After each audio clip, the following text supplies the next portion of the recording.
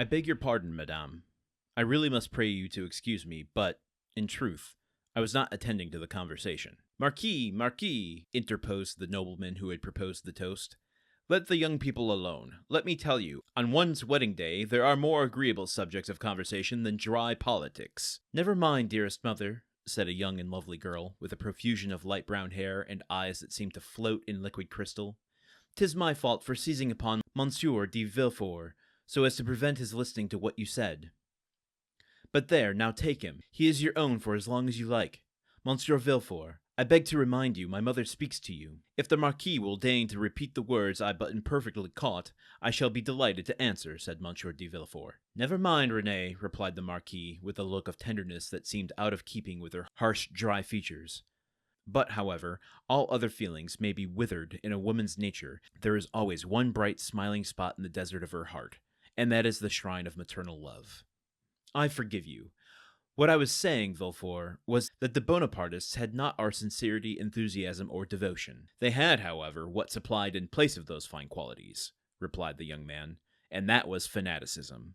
Napoleon is the Mahomet of the West, and is worshipped by his commonplace but ambitious followers, not only as leader and lawgiver, but also as the personification of equality. He, cried the Marquis, Napoleon the type of equality? For mercy's sake, then, what would you call Robespierre?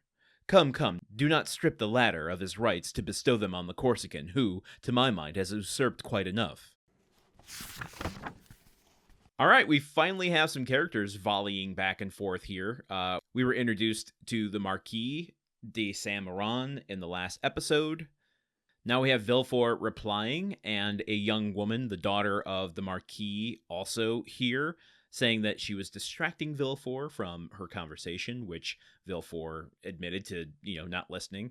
I wish I had that ability to just kind of very politely say, yeah, what did you say? I totally zoned out. I was distracted and didn't hear what you said. Could you repeat that? But no, I don't have that ability. I am constantly awkward and pretending like I heard people and giving a bullshit answer. Okay, we've got Villefort, we've got this young woman, the daughter of the Marquis, we have the Marquis, and then we have this old man who's trying to give a toast amidst all this nonsense. But they're talking politics here. They keep talking about Napoleon, and boy, am I glad I did some research on my time off here, because this is actually kind of helpful. Let's just kind of reset the board here of the political climate we're talking about. We've got the royalists who support King Louis XVIII. We've got the Bonapartists who are supporting Bonaparte, even in his exile and his potential return to France.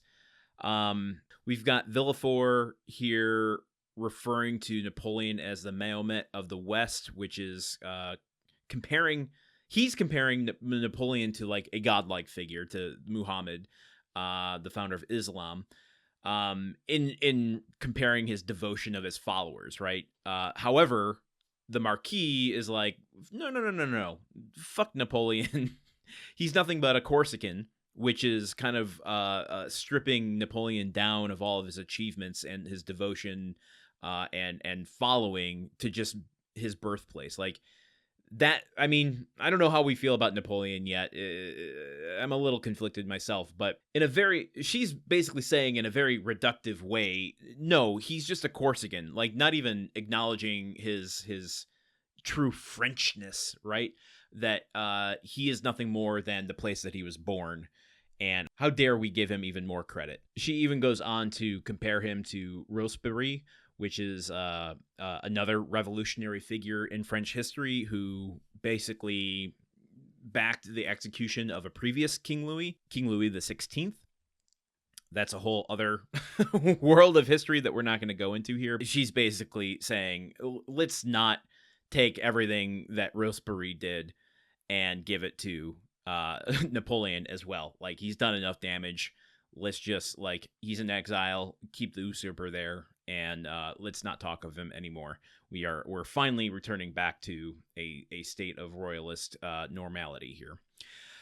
Okay, I think that's all I want to provide for today. Because we got a lot of story left for us. So I'll see you here tomorrow for another episode of The Count of Monte Cristo. Okay, bye.